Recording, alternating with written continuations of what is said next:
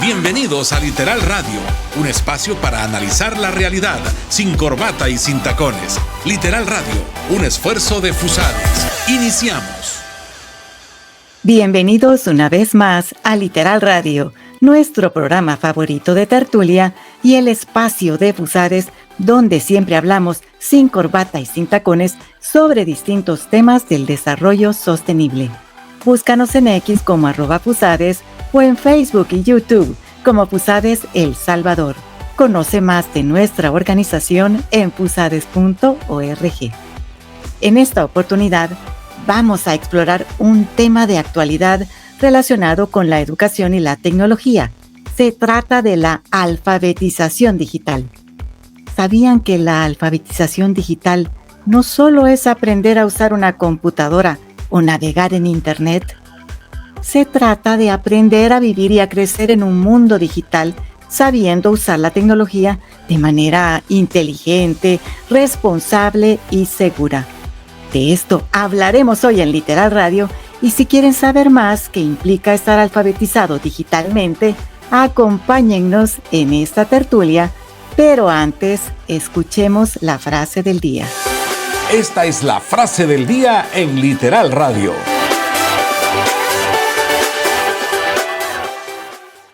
Enseñar en la era de Internet significa que debemos enseñar las habilidades de mañana desde hoy.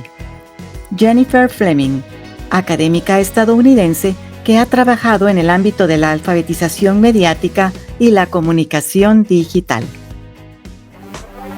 Estás en Literal Radio, la realidad sin corbata y sin tacones.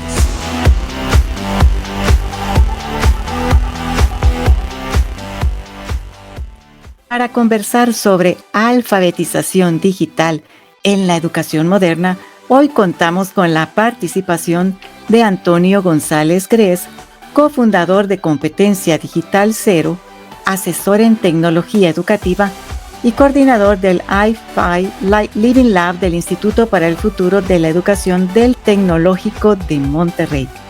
Antonio, es para nosotros un gusto tenerte en este espacio en donde nos gusta hablar sin corbata y sin tacones de temas que son relevantes para impulsar el desarrollo de las personas y de nuestras sociedades, y me encanta que estés sin corbata.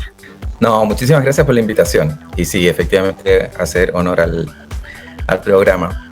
Y estoy segurísima que tienes mucho que aportar en la reflexión acerca de la importancia de la alfabetización digital, sus ventajas y los desafíos para lograr su universalización. Queremos escucharte, Antonio, así que a partir de este momento daremos por iniciada esta tertulia. Y ahora, sin corbata y sin tacones, los temas de Literal Radio.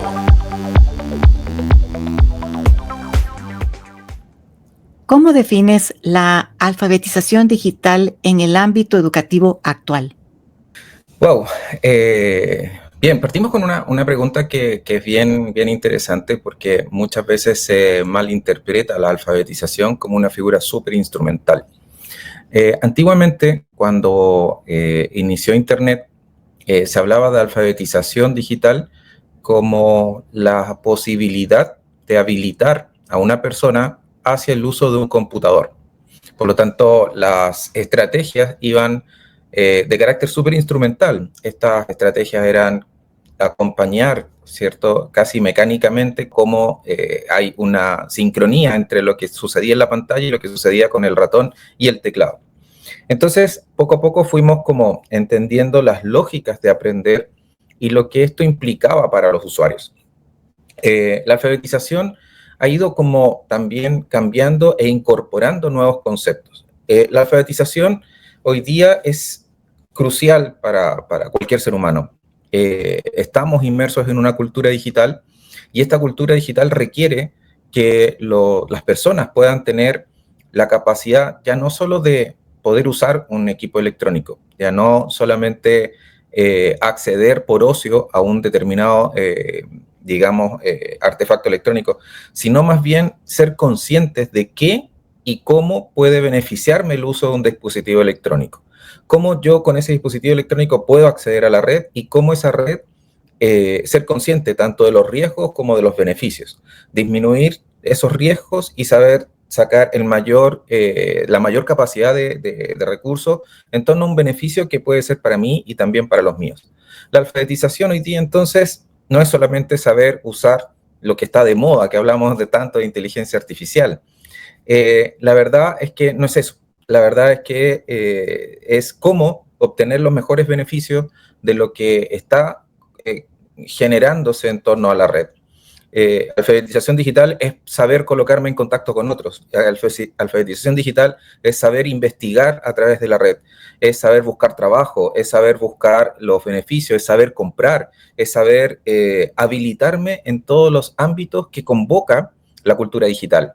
Por lo tanto, hoy día la alfabetización digital dejó de ser hace mucho tiempo ya la figura instrumental de saber ocupar un artefacto o ocupar algún tipo de dispositivo, de cualquiera que este sea disponible en la red. Es más bien tener y saber por qué acceder a esto. Y esto le da mucho sentido. Entonces, es crucial para familias, es crucial para padres, es crucial para mi rol de estudiante, es crucial para aprender a aprender, etc. Hay una serie de elementos, pero que es donde justamente tenemos un gran déficit. Y ese déficit es precisamente la educación. ¿Quiere decir que hay que buscar la universalización de la alfabetización digital? Yo creo que el acceso, lo primero, cierto, que se contemplan cuando hablamos un poco, por ejemplo, de políticas educativas, es que exista acceso. Es decir, que existan los dispositivos electrónicos, que exista Internet. Y eso es como, claro, es como el eslabón más básico, ¿verdad? Donde sí tenemos que resguardar que efectivamente la mayor parte de la población sí puede acceder.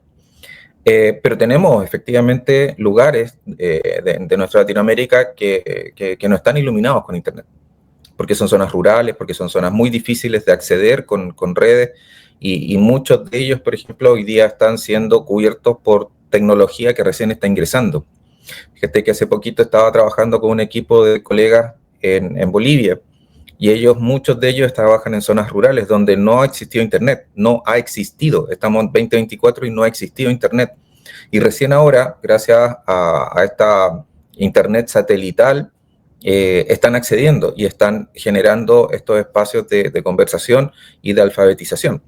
Entonces, la universalidad no creo que sea un fenómeno como de estandarización, y creo que ahí hay que hacer una distinción importante. Lo que yo necesito hoy día para mantenerme en el ámbito en el que yo me desarrollo es muy distinto de lo que están necesitando hoy día justamente en Bolivia, por ejemplo, porque efectivamente son necesidades distintas, y esa alfabetización también tiene que ver con lo local.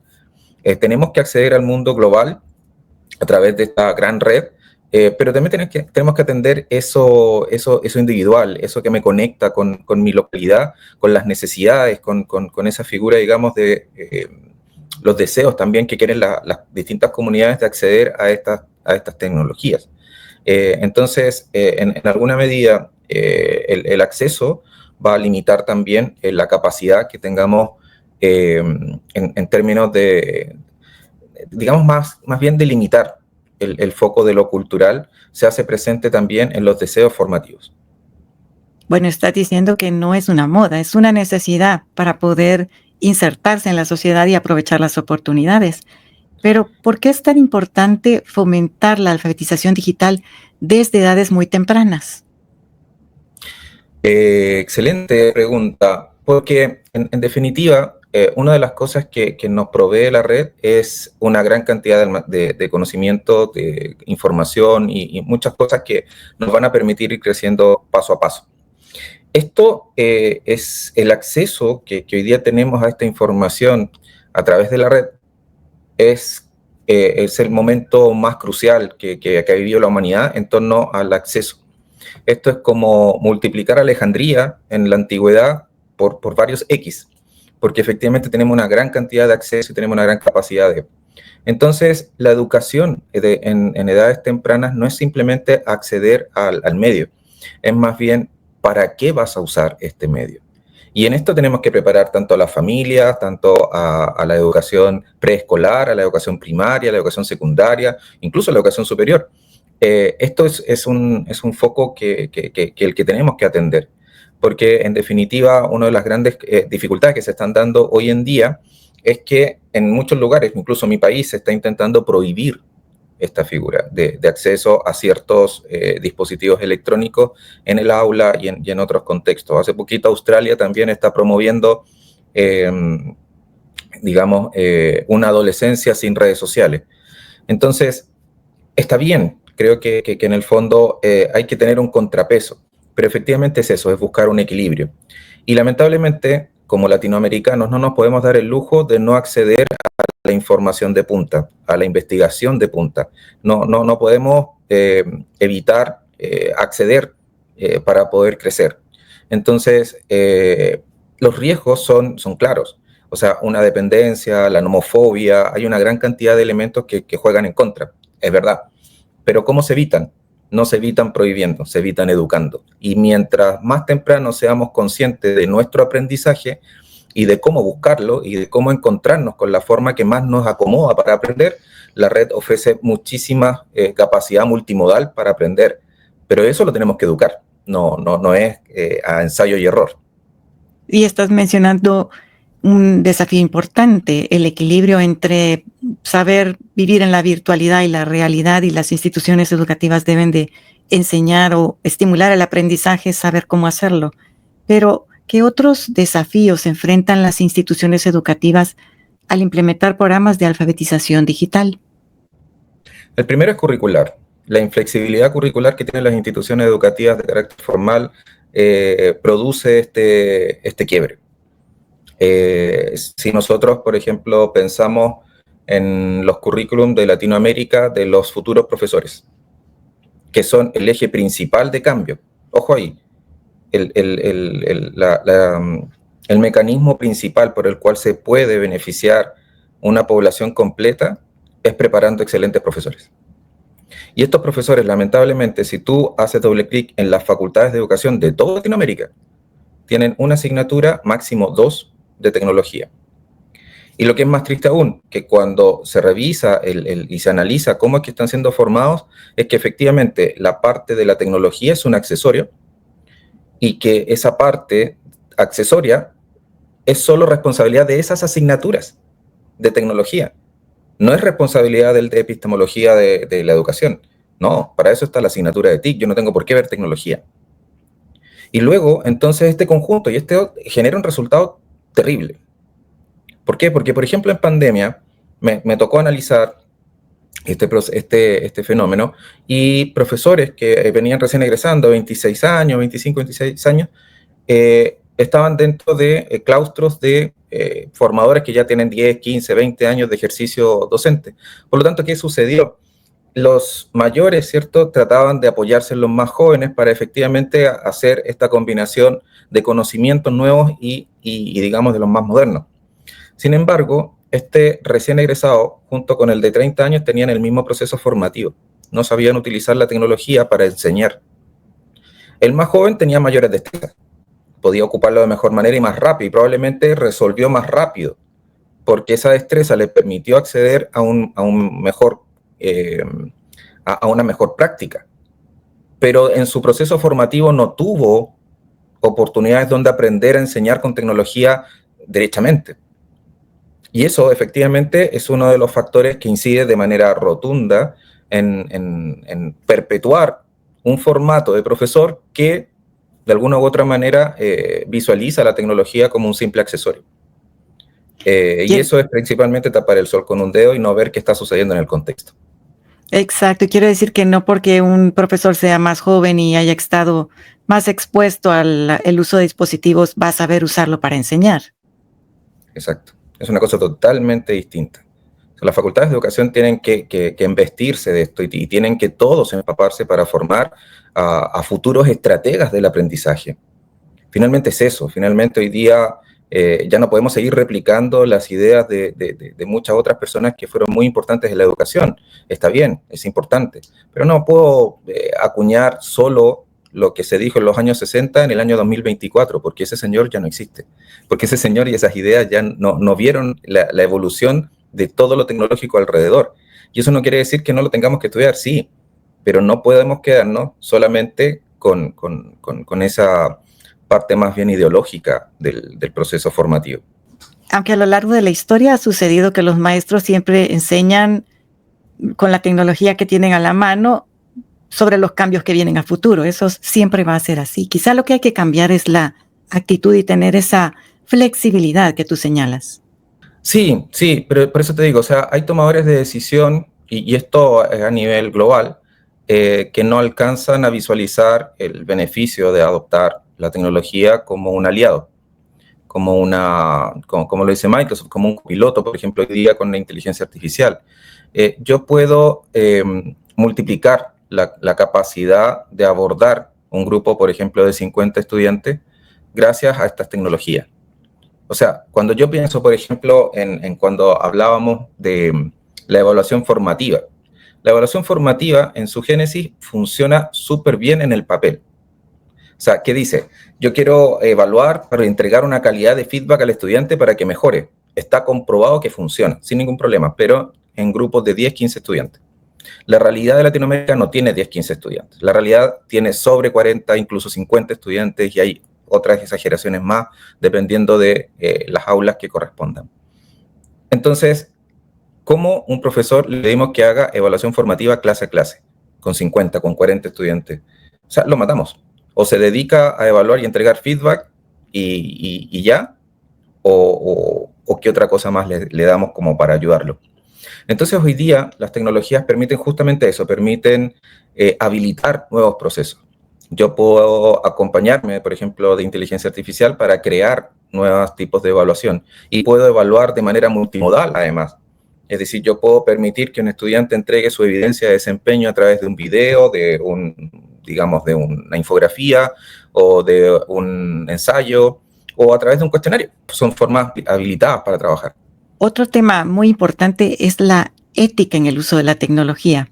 Muchas veces se olvida que lo esencial es enseñarle a los niños y jóvenes no solo a usar diferentes dispositivos o herramientas, aún a los mismos maestros, sino también a entender cómo la tecnología afecta sus vidas y la de los demás, y por qué razón es tan importante usarla con responsabilidad. Y eso también corresponde a los docentes.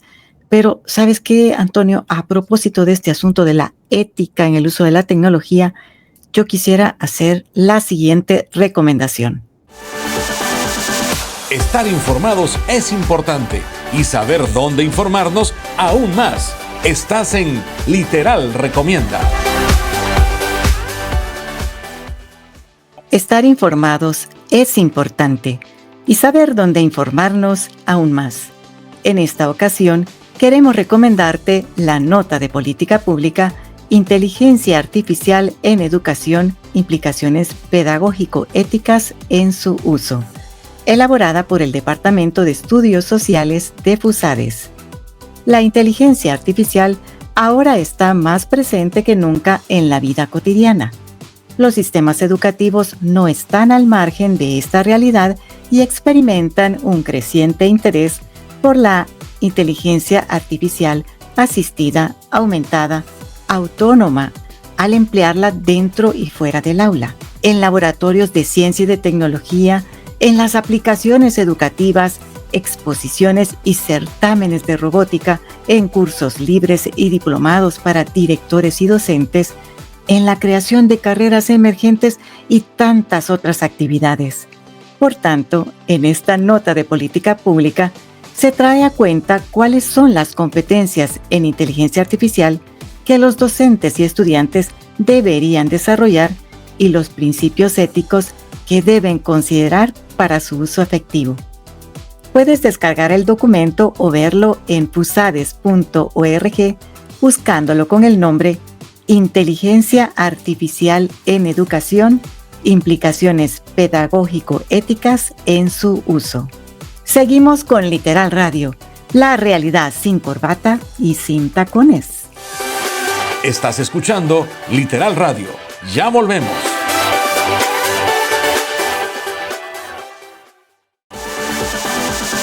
Analizamos la realidad sin corbata y sin tacones. Estás escuchando Literal Radio. ¿Cómo equilibrar la alfabetización digital con el desarrollo de otras habilidades esenciales como el pensamiento crítico y la comunicación? Es una muy buena pregunta porque muchas veces se trabaja desde el concepto de el pensamiento crítico, y la comunicación es un elemento también muy importante.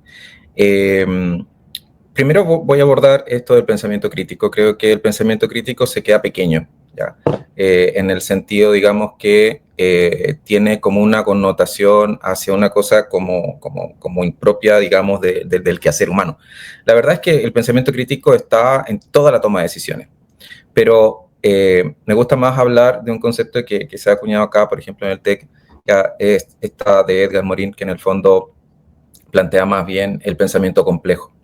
Porque el pensamiento complejo también involucra el pensamiento sistémico, también involucra el pensamiento creativo, el pensamiento innovador y el pensamiento crítico, como uno de los ejes, de los 4 ejes que necesitamos para, digamos, alcanzar un nivel de maduración en términos de saber aprender a aprender. Se forma desde pequeño, se forma desde los primeros años, donde efectivamente vamos consolidando algo que es súper innato para nosotros, que es esta curiosidad, ¿por qué pasa esto? ¿Por qué pasa esto otro? Y esta edad de los por qué, que de pronto como que ¡pum!, se desaparece. Bueno, el sistema educativo debería estimular para que siguieran sucediendo esas preguntas. Hoy día lo maravilloso está justamente en esta interacción que tanto es bullada a través del uso de inteligencia artificial. Hablamos de que una muy buena pregunta te va a entregar un muy buen resultado. Pero ¿cuántos sabemos hacer buenas preguntas? ¿Cuánto nos ayuda el sistema educativo a saber preguntar? Y pareciese ser que muchas veces el foco está en el protagonista, que parece ser el docente, y entonces las preguntas las hace el docente, no las hace el estudiante. Entonces son preguntas que no tiene el estudiante concretamente. Y ahí comienza un poco esta desconexión, una desconexión entre lo que yo quiero enseñar y lo que realmente el sujeto que está delante mío quiere aprender. Hay una frase de Robert Chang que me encanta, que al final el aprendizaje sucede cuando alguien quiere aprender y no cuando alguien quiere enseñar. Entonces, a tosudez de no involucrar al estudiante en los procesos formativos, involucra también un alejamiento y una tasa de deserción alta. Porque al final del día es eso, es esa incomunicación en donde yo no quiero escuchar solo lo que tú estás tratando de decirme, sino también yo quiero que tú respondas ciertas preguntas. Y esas preguntas yo también tengo que tener la capacidad de poder brindar. Quizás no todas las respuestas, porque al final del día no se trata de eso, se trata de orientar, se trata de dialogar, se trata de colocar en común cuáles son estos factores. Y como también decía antes, al final también es un punto súper importante atender lo local. O sea, lo que está pasando aquí hoy día en Monterrey es muy distinto de lo que está sucediendo en Puebla y lo que está sucediendo en Ciudad de México. ¿Cuáles son estas necesidades? Son lo que inunda el día a día de las personas y el cómo vamos aprendiendo, no solamente en lo formal, sino también en lo informal. Entonces, si somos capaces de aprender a aprender, somos capaces también de comunicar lo que aprendemos. Porque al final, si no comunicamos aquello que vamos aprendiendo, efectivamente no se genera esta memoria a largo plazo. Es como cuando decimos, ¿cierto?, la mejor forma de aprender es enseñar, funciona también con comunicar. Comunicar es parte de un proceso intelectivo que nos permite promover el quehacer. Es algo también muy natural, muy humano, y lo vemos en las tribus, lo vemos en las partes más indígenas y más bien en nuestros orígenes, donde no había un sistema, digamos, de lectoescritura, y todo se transmitía a través de las narrativas. Entonces, la comunicación en sí es un elemento muy importante del proceso de aprendizaje, y justamente tiene que haber espacios donde exista más debate, exista más discusión, donde exista más exposición, donde efectivamente el aprendizaje pueda movilizarse. Y ese es un elemento muy importante, que es la movilidad del conocimiento. Y la idea es preparar a las personas para que puedan aprender a lo largo de toda la vida y sean autogestoras de su propio aprendizaje. Pero ¿tú crees que las personas en edad adulta pueden también entrar en esa dimensión de autoaprendizaje con facilidad? Sí, totalmente sí. Esa es la respuesta que esperaba escuchar. Afortunadamente hay muchísima investigación al respecto, y eso está delimitado también por cómo están envejeciendo nuestras sociedades. O sea, actualmente, por ejemplo, Japón tiene una complejidad tremenda respecto de tener nuevas generaciones, porque efectivamente la tasa de natalidad bajó a tal nivel que está complejo. Y nosotros no estamos tan lejos tampoco, o sea, Latinoamérica ha ido bajando su tasa de natalidad bastante fuerte. Entonces, eso indica también que estamos viviendo más. Entonces, hay que poner atención justamente a esta figura de longevidad. Y hay un concepto que me encanta que ocupa Raquel Roca para establecer cómo hacemos comunión entre las distintas generaciones, en lo laboral, en lo académico, en lo social, en lo familiar, donde efectivamente tenemos que evitar ese concepto de mayor desechable. O sea, efectivamente aquí la experiencia, el trabajo que hay, se habla un poquitito de esta figura como el age management, que en el fondo es como manejar de manera estratégica y juntar a distintas generaciones para un determinado reto, para un determinado desafío. Y hay trabajos donde efectivamente una persona que incluso está jubilada, en estos experimentos que se han estado desarrollando, ingresan al mundo laboral para no volver a trabajar los 5 días de la semana, sino 2 o 3, y son asesores. Son asesores de los tomadores de decisión en distintas áreas, en distintas disciplinas, en distintos rubros. Esa es una de las formas. Hay muchísimas más de integrar, por ejemplo, en el mundo laboral a aquellas personas que ya han cumplido una cierta edad y que muchos de ellos están jubilados, pero que efectivamente se encuentran activos. ¿Cuándo comienzan a decaer fisiológicamente? Justamente cuando pierden la actividad. Cuando ya dejan de estar en activo, efectivamente comienza el decaimiento y comienza todo el detrimento de lo que significa la naturaleza humana. Pero mientras se muestran activos y se mantienen en una actividad, mantienen cognitivamente a su cuerpo, digamos, activo y también presente frente al proceso de aprendizaje. Y lo más maravilloso es que los estudios también demuestran que no solamente se aprende en edades tempranas, sino que en un entrenamiento claro y neurológico, desde lo fisiológico, se vuelven a generar nuevas conexiones dentro del cerebro al momento de aprender en todas edades. Solo que hay momentos distintos y por eso hablamos un poco también de separar lo pedagógico, ¿verdad? Que es una función que es para niños, versus lo andragógico cuando hablamos de educación de adultos. O sea, si esperamos que un adulto aprenda como un niño, efectivamente estamos en un error. O sea, si seguimos como intentando hacer cursos para, digamos, formación a lo largo de la vida que son similares a como lo hago en el colegio, ahí hay un error. Porque el adulto aprende de maneras distintas de cómo aprende el estudiante más pequeño.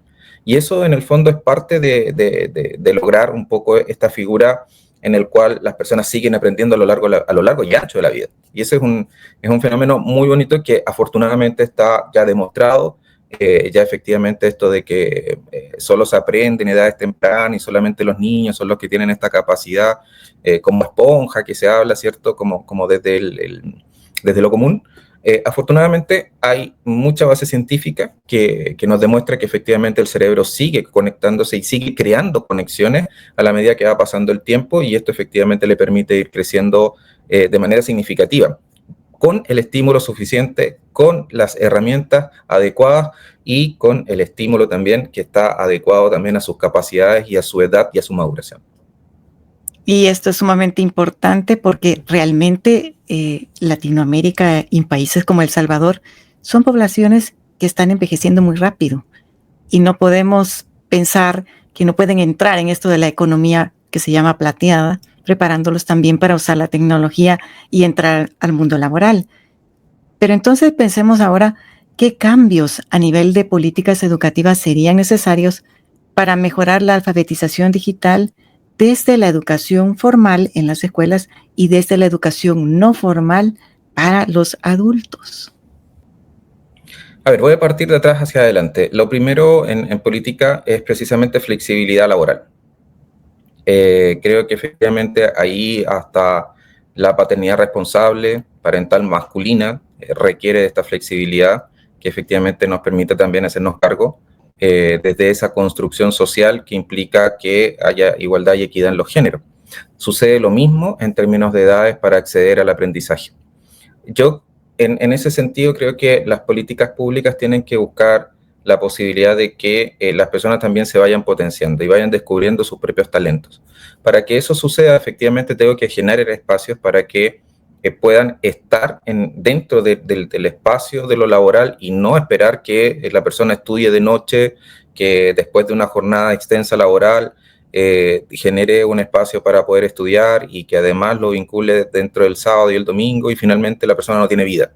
O sea, eso no es natural.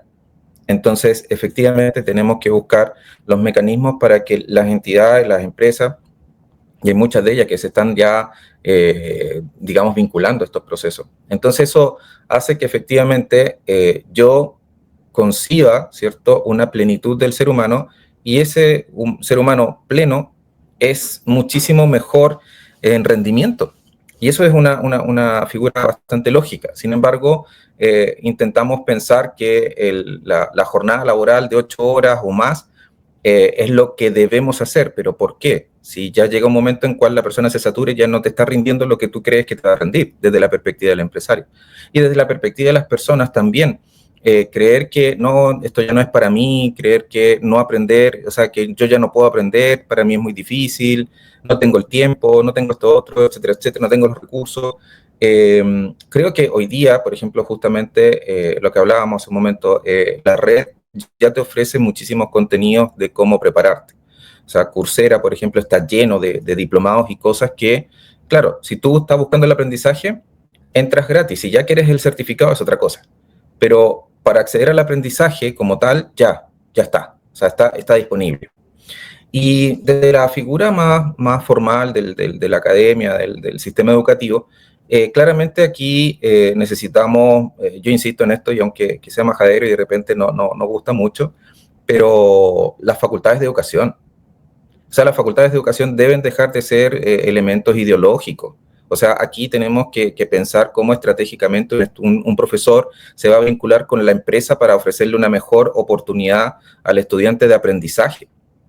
Entonces, de pronto se tiene tanto celo hacia la figura empresarial que la educación funciona por un lado porque la educación no se vende y un montón de otras cosas que de pronto funcionan de una manera coercitiva respecto de cómo nos vinculamos con los distintos actores sociales. Las empresas son actores sociales, las ONG son actores sociales, la comunidad, la comunidad de vecinos, la cooperativa de vecinos, todo eso es parte de lo que debe aprender el estudiante y todo eso es parte del networking con el cual tiene que salir un profesor a entregar herramientas para sus estudiantes.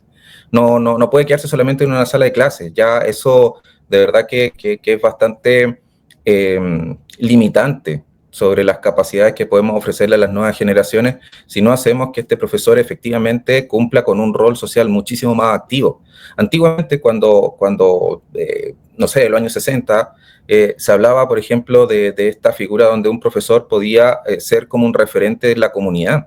Era tan importante como un doctor, porque efectivamente era la persona que se había preparado, había estudiado, había desarrollado, entonces muchas veces le consultaban a él antes de consultarle a otra persona. Y era una persona que tenía a su haber, ¿cierto?, un conocimiento y tenía también un reconocimiento social. Y eso también nos falta hacer un reconocimiento a quienes nos educan. Finalmente, el resto de las profesiones funciona en torno a la capacidad que tuvieron esas personas de educarnos bien y acompañarnos en un proceso que pudo sacar nuestros mejores talentos adelante. Creo que efectivamente la política pública en torno a la parte educativa tiene que soslayar que no estamos preparando bien a nuestros futuros profesores y tenemos que hacer algo al respecto. Y eso es innegable y está la evidencia a la vista. Totalmente de acuerdo. Y sabes que, Antonio, si la tecnología sigue avanzando y tan rápido, es fácil suponer que cada vez que hablemos de alfabetización digital, habrá algún aspecto nuevo que considerar. El desafío es lograr que a través de la educación las personas puedan desarrollar habilidades cada vez más complejas para aprovechar las oportunidades y desenvolverse en sociedades que seguirán evolucionando y funcionando en diferentes planos, el virtual y el real. Y te cuento que ya casi se acaba este programa, pero antes de decirnos adiós, nos gustaría escuchar el mensaje final y breve que te gustaría dejarle a nuestra audiencia. Así que prepárate, por favor, y atento a la señal. Estás en Literal Radio, en 30 segundos.